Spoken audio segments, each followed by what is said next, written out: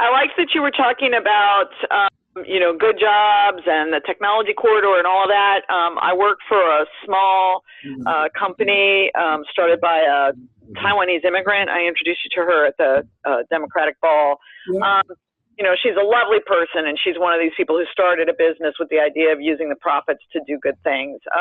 But we work in technology, and, I've been in the software development field serving as a contractor for federal government now for well over 20 years. And it's just a perpetual problem. It seems to have gotten worse, that we can't find homegrown tech talent, quite frankly. If there are lots of kids that we're sponsoring on visa because, they have technical skills. They come here with technical skills. We're having a really hard time. And as an American, I feel very bad about it because I'm very aware that there are a lot of, communities that kids are growing up without the benefits of the kind of training they need to compete. And these kids are coming here from other countries, immediately getting jobs and doing well and having their life set for them, where we have a responsibility in our country to, help provide those skills to our young people. So I guess my question is, do you have any special plans for helping us home grow that talent? Are there any public-private partnerships, that you're thinking about, or what ideas you have so that we can actually have kids from Baltimore and from other places in Maryland learning the skills to get these jobs? No, thank you. Look, I'm right there with you. I'm lead investor at a company in 3 Maryland-based technology businesses. One founded by a Baltimore school teacher, another one founded by a Morgan State grad who spent some time in prison, and a third started by a fellow, actually I know from Columbia University, but out of Johns Hopkins. One's an ed tech company, one's makes it cheaper to call home from prison, and the other one monitors people like taking drugs like tuberculosis medication on their smartphones. And you run into this all the time.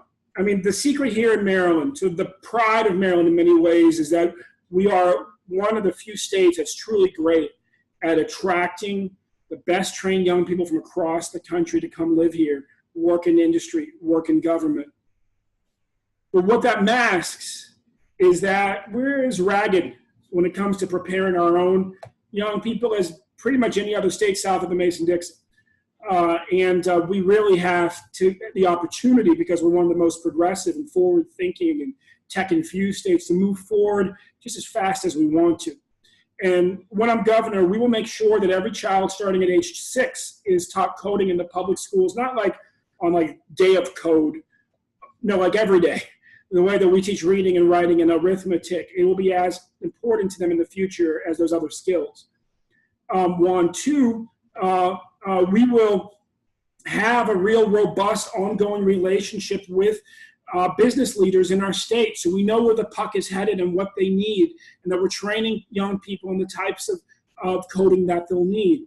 And when you listen to business leaders, a lot of them were very clear: we don't need master's degree students who've gone through 4 years of undergraduate, it's gone 6 years into debt to do many of these jobs. If you just properly train people at the community colleges, we could take them straight out with 2 years of education or less.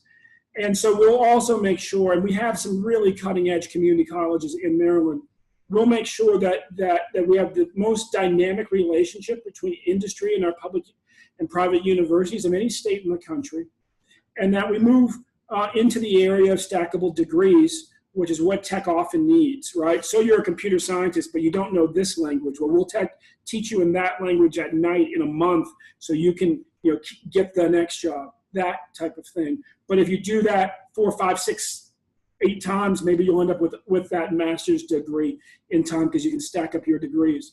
So those are the 3 ways that make sure that we have a high quality teacher in every classroom and we're teaching coding.